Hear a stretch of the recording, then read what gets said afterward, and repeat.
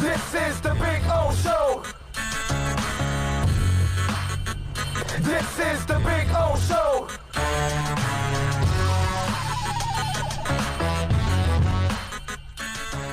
Let me see what we got here on the roll call. Julius 305 is chiming in. Thank you, Julius. He was listening to us on Onsite because I got one of his texts. Sid is in the house.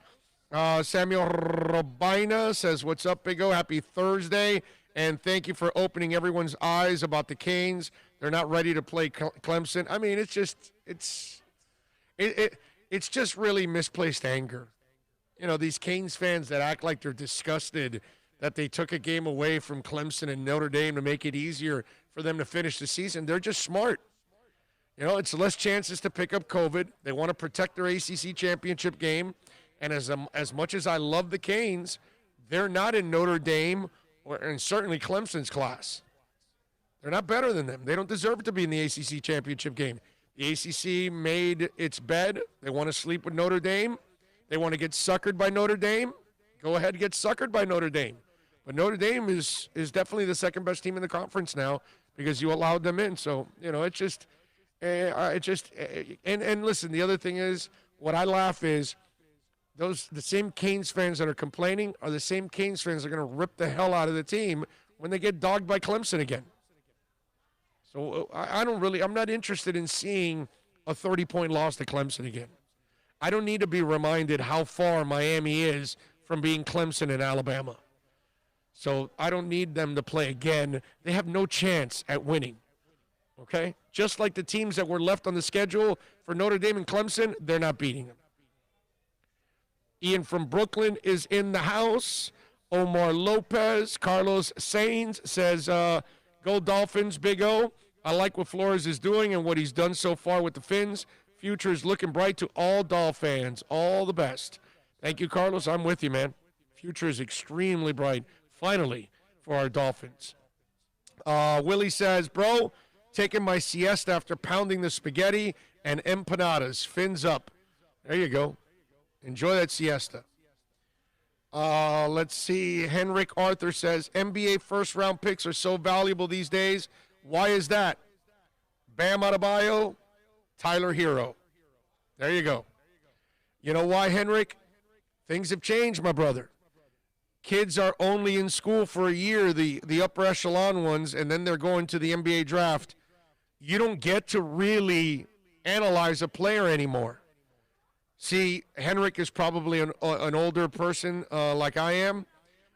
We got to see players for 3 and 4 years. So you knew who they were pretty much. Now they're watching a kid for 1 year and then leave, and you have no idea what he's made of.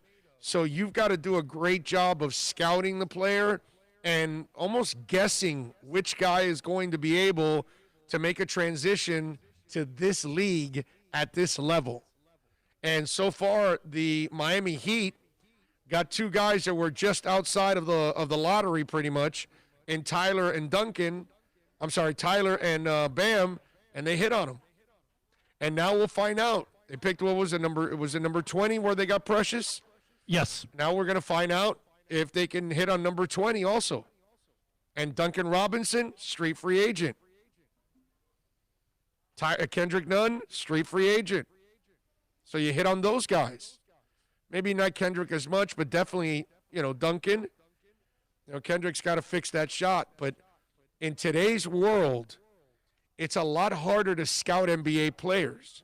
So the first-round picks now become a little bit more valuable because teams are figuring out that, hey, man, this is a smart way to go. Get the guy young, develop him, and you get him cheap early on. And you can kind of control him, kind of what they do in baseball, what they do in football. And in basketball, that love affair of using veterans, that's good if you're a championship caliber team that you're right there on the cusp. You want to go get a veteran. But Henrik, nowadays, if you're looking to build, you got to try to build through youth, and you got to figure out who's the good players and who's not. And Miami so far seems to be doing that. So I think that's why first-round picks have become a little bit more valuable now, because better players are slipping down in the draft because it's just harder to scout them now. You don't really know who's going to be what. One of the first one-and-done guys, big name, blah, was Carmelo, right? He won the Syracuse championship, and bada bing, see you later. Thank you. Did mine. Right. Nathan says, I've been looking for you for years. A friend of mine told me that you're on YouTube. I just subscribed to their channel. You always keep it real about sports, Big O. Well, thank you, Nathan. And make sure you also follow us at OnsideRadio.com, at Onside Radio on Twitter. Download the app because we're on there every day at 11 a.m. from 11 to 1.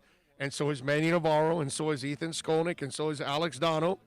Okay, we got Toast in the morning. He's doing a great job. He and Marsh from 6 to 8 in the morning.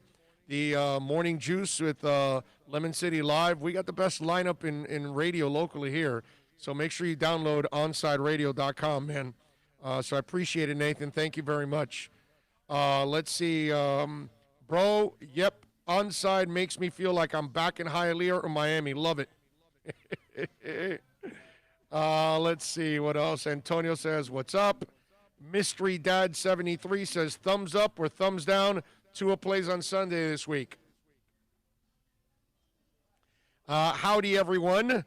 Orlando, Bill, looks like the tree behind you needs some decorations. Está un poco pelada. Yeah, they're in the process. They started up top.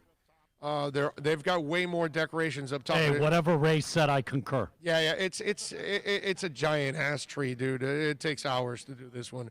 So they probably first built the tree and then did what they could, and then now they're going to do the rest probably in the next day or two. Obviously, last night they did the Rockefeller Center tree. Right. This is a miniaturized version. Yeah. It's a good 2-story. You know, I'd say that's a 20-footer. Yeah, it's a 20-foot tree. It's definitely a 2.5 story. No, it's definitely a 20-foot tree. That's a big-ass tree that's out there, man. So give it by next week when we come back. Not even. The decoration guy said I'm sure that they're going to have it ready tomorrow. Well, we're not here tomorrow, so I'm saying next Thursday, I'm sure it'll be nice and pretty and all lit up and all that good stuff. But for now, you know, it is what it is. What are you going to do? Oh, dude, John Rouse is in the house. There we go. Rousey is in the house. He's in. There you go. So Rouse is in, mask and all. Love it. He says that he's going to make us a heater now because it's going to get to wintertime. You know, to replace the air conditioner. He's going to go heater. Yeah, we don't have to go. We don't have to do that, huh? The heater instead. And our cold spell is done now, right? It's like a couple days. That's it. Today was over, and you know we'll have like one more day of a couple of cold days, and then that's it. That'll be our winter. Like we had half of our winter the last 2 days. And someday in like February, we'll have like 2 cold days, and then that's it. That'll be our winter, and we got like 4 days of cold, and it's over. Too funny, man. Too funny. 786-322-1105.